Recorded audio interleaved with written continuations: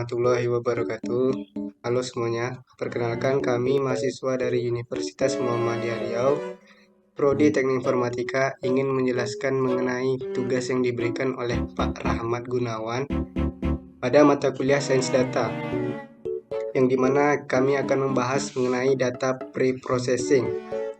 Kami akan mengeksplorasi bagaimana teknik pre-processing dapat meningkatkan kualitas analisis dan prediksi pada dataset yang kami pakai, yang dimana yaitu datasetnya mengenai penjualan video game. Video ini akan memberikan insight praktis yang dapat langsung diterapkan pada proyek data science Anda. Baiklah, di sini saya akan menjelaskan mengenai ringkasan dataset dan pernyataan masalahnya. Industri video game merupakan sektor ekonomi digital dengan valuasi mencapai kurang lebih 184 miliar dolar pada tahun 2023. Prediksi penjualan yang akurat menjadi critical sukses faktor bagi developer dan publisher dalam mengoptimalkan investasi mereka. Datasetnya, kami menganalisis mengenai video game sales, sebuah dataset yang berisi 16.598 game records dari berbagai platform global. 11 dimensional attributes meliputi platform, genre, publisher, dan regional sales. Time span-nya yaitu data historis dari tahun 1980 hingga 2020. Market coverage-nya yaitu North America, Europe, Japan, dan pasar global lainnya. Masalah bisnisnya, bagaimana memprediksi global sales performance berdasarkan game attribute. Tantangan utamanya adalah data quality issue yang dapat mengkompromikan akurasi model machine learning yang kita pakai. Pada pre-processing metodologi, di sini kami menggunakan systematic pre-processing metodologi yang terdiri dari 5 tahapan. Pada tahapan pertama yaitu analisis dan treatment pada missing value, yang dimana kami akan menganalisis missing value pada dataset dan akan menanganinya sesuai dengan jurnal yang telah kami dapatkan. Pada tahapan kedua yaitu deteksi dan handling pada outlier. Fungsinya yaitu agar tidak terjadi distorsi pada model dan meningkatkan akurasi model. Pada tahapan ketiga yaitu categorical data encoding, yang dimana data kategorikal atau teks akan dirubah menjadi numerik agar terbaca oleh algoritma machine learning. Tahapan keempat, distribusi normalisasi via log transformasi. Tahapan kelima, fitur scaling dan standarisasi. Setiap tahapan didasarkan pada jurnal yang sudah kami dapatkan dan divalidasi melalui statistical testing. Baiklah, mari kita menyelam pada setiap tahapannya. Baiklah, masuk pada tahapan pertama yaitu mencari analisis dan treatment pada missing value. Missing value analysis merupakan critical first step dalam data equality assessment. Baiklah, di sini saya akan menjelaskan menggunakan aplikasi Anaconda dan launcher Jupyter bahasa Python.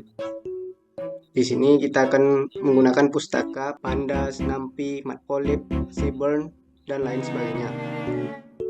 Berikutnya, kita masukkan dataset video game sales yang kami gunakan ke dalam launcher Jupyter-nya. Dan selanjutnya, kami akan menganalisis missing value yang terdapat pada dataset kami. Nanti akan ditampilkan pada diagram batang. Di sini jumlah missing value yang telah kami dapatkan yaitu ada pada kolom year dan kolom publisher. Total missing value-nya itu ada 329. Pada kolom year terdapat 271, yang dimana itu 1,63% dari dataset. Dan pada kolom publisher terdapat 58 missing value, setara dengan 0,35% dari dataset. Untuk selanjutnya pada tahapan kedua yaitu deteksi dan handling pada outlier. Outlier detection sangat krusial dalam sales prediction karena extreme value dapat distorsi model performance secara signifikan. Di sini kami menggunakan metodologi interquartile range atau IQR method. Statistical foundation di sini pada Python ini kuartil 1 sama dengan kuantil 25 persentil dan kuartil 3-nya itu 75 persentil calculation. Rumusnya itu IQR sama dengan kuartil 3 dikurang kuartil 1. Outlier boundariesnya itu kuartil 1 dikurang 1,5 dikali IQR. Outlier boundaries kedua upper boundnya kuartil 3 ditambah 1,5 dikali IQR. Kenapa kami menggunakan metodologi ini ketimbang Z-score? Yang pertama, tahan terhadap nilai ekstrim, tidak mempengaruhi outlier dalam perhitungan. Yang kedua, metode bebas distribusi, tidak mengasumsikan distribusi normal. Ketiga, standar industri untuk data keuangan atau penjualan yang tidak seimbang. Yang keempat, ambang batas yang dapat ditafsirkan berdasarkan statistik kuartil.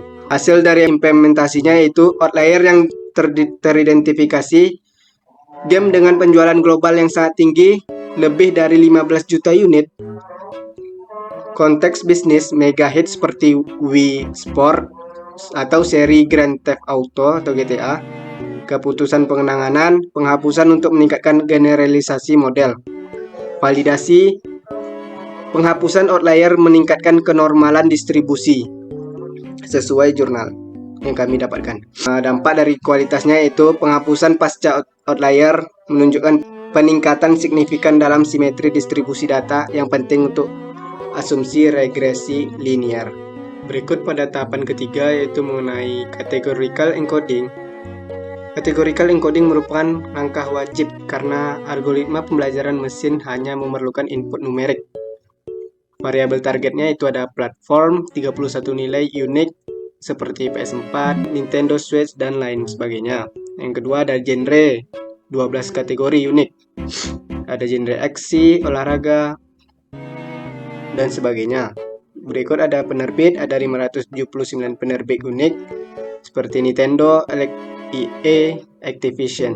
Metode pengkodian label. Alasannya itu efisiensi. Pengkodian label optimal untuk variabel kategoris berkardinalitas tinggi. Optimalisasi memori. Jejak memori yang jauh lebih sedikit dibandingkan pengkodian one hot. Kompatibilitas model, kompatibel dengan algoritma berbasis pohon yang menangani hubungan ordinal. Reversibilitas, objek pengkode disimpan untuk kemampuan transformasi terbalik. Proses implementasinya yaitu seperti yang saya tandakan di sini. Ada label calls sama dengan platform, genre, dan publisher. Label encodersnya itu for column in label calls. Le sama dengan label encoder, A call sama dengan le fit transform, label encoders column sama dengan le. Contoh transformasinya nanti yaitu platform PlayStation 4 menjadi numerik 15, Xbox One menjadi 23, PC menjadi 12. Untuk genre aksi numeriknya 0, petualangan 1, olahraga 10. Untuk penerbit, Nintendo menjadi 245, Sony 378, dan EA 89. Pemeriksaan validasinya itu semua variabel kategoris berhasil dikonversi ke format integer, siap untuk operasi matematika dalam machine learning people. Pada tahapan keempat, transformasi log untuk normalisasi. Normalisasi distribusi penting untuk kinerja model regresi yang optimal, terutama untuk variabel target yang sangat miring seperti data penjualan. Identifikasi masalahnya yaitu global sales menunjukkan distribusi yang sangat miring ke kanan. Koefisien kemiringan sekitar 5,84. Kurtosis 63,2. Pola distribusinya yaitu ekor panjang dengan nilai mayoritas terkonsentrasi mendekati 0. Solusinya itu dengan menggunakan transformasi logaritma. Pendekatan matematikanya yaitu seperti ini yang saya blok ini. menggunakan fungsi np.log1p. Keunggulannya itu untuk menangani nilai 0 dengan baik, menyimpan informasi untuk nilai kecil, mengopresi nilai besar secara proporsional. Dampaknya pada statistik yaitu ada juga saya gambarkan menggunakan histogram. Distribusi kemiringan sebelum transformasi itu sekitar 5,84. Kemiringan setelah transformasi itu sekitar 0,23, hampir simetris. Peningkatan uji normalitas nilai meningkat dari 0,001 menjadi 0,089. Transformasi log membuat model fokus secara merata pada game dengan performa rendah, sedang, dan tinggi daripada didominasi oleh outlier blockbuster. Ini memberikan wawasan yang lebih seimbang untuk pengambilan keputusan strategis. Dampaknya pada performa model, pengujian awal menunjukkan peningkatan 34% dalam mean absolute error setelah transformasi log, yang menunjukkan akurasi prediksi yang lebih baik di semua rentang penjualan. Pada tahapan kelima yaitu scaling fitur. Ini penting untuk algoritma yang sensitif terhadap perbedaan besaran fitur. Masalah disparitas skala yaitu nilai tahun rentangnya 1980 sampai 2020, skalanya termasuk ribuan. Nilai penjualan rentangnya 0,01 sampai dengan 82,74 berskala desimal. Kategori yang dikodekan rentang 0 sampai dengan 578 skala integer.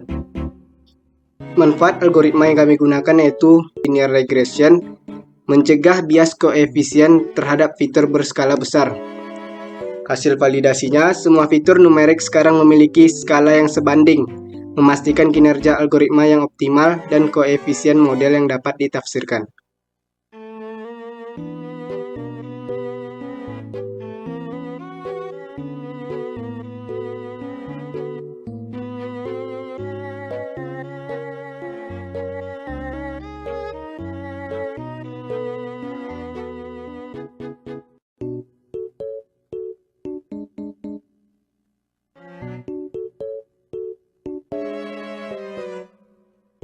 Berikut merupakan hasil dan validasi model dari 5 tahapan yang sudah kita jalankan. Penilaian dampak pre-processing. Kami menggunakan linear regression sebagai model dasar. Transformasi kualitas datanya yaitu kumpulan data bersih sekitar 16.327 observasi berkualitas tinggi. Kesiapan fiturnya yaitu kompatibilitas format bernumerik 100%. Optimalisasi distribusi, variabel target dinormalisasi dari 5,84 menjadi 0,23. Konsistensi skala, semua fitur distandarisasi untuk kontribusi yang sama. Evaluasi kinerja model, skor R2 sama dengan 0,0153. Interpretasi R2 rendah menunjukkan perlunya rekayasa fitur tingkat lanjut. Hasil positif, alur kerja pre-processing berhasil dijalankan. Fondasinya, landasan yang kokoh untuk algoritma yang kompleks. Meskipun model awal menunjukkan kinerja yang sederhana, fondasi pre-processing yang kuat memungkinkan penyebaran algoritma tingkat lanjut. Peluang rekayasa fitur berdasarkan data yang bersih, validasi model yang andal dengan kualitas data yang konsisten, alur kerja yang dapat diskalakan untuk perluasan kumpulan data di masa mendatang. Metodologi pre-processing ini dapat diadaptasi untuk berbagai kasus penggunaan industri game, prediksi retensi pemain, pengoptimalan monetasi, dan analisis segmentasi pasar, dan lain sebagainya. Berikut kami gambarkan hasilnya melalui grafik prediksi dan aktual. Grafik ini menunjukkan penjualan video game dibandingkan dengan nilai aktualnya. Sumbu horizontal menunjukkan penjualan aktual, sementara sumbu vertikal menunjukkan prediksi yang dihasilkan oleh model regresi. Titik-titik biru pada grafik mewakili setiap data game dalam dataset. Jika prediksi model akurat, maka titik-titik akan berada dekat dengan garis merah diagonal, yang merupakan garis ideal di mana prediksi sama persis dengan kenyataan. Namun, terlihat bahwa sebagian besar titik terkumpulnya di bawah garis, merah dan cukup menyebar secara horizontal, ini menunjukkan bahwa model cenderung meremehkan penjualan atau dalam kata lain underpredict. Distribusi titik yang menyebar jauh dari garis juga menandakan bahwa model belum mampu menangkap pola hubungan dengan baik. Hal ini sejalan dengan nilai R kuadrat skor yang rendah, yaitu sekitar 0,015, yang berarti model hanya bisa menjelaskan sekitar 1,5% variasi data. Cukup sekian demonstrasi yang dapat kami sampaikan mengenai data preprocessing ini. Terima kasih telah menonton video ini, semoga bisa menambah wawasan. Sampai jumpa di kesempatan berikutnya. Assalamualaikum warahmatullahi wabarakatuh.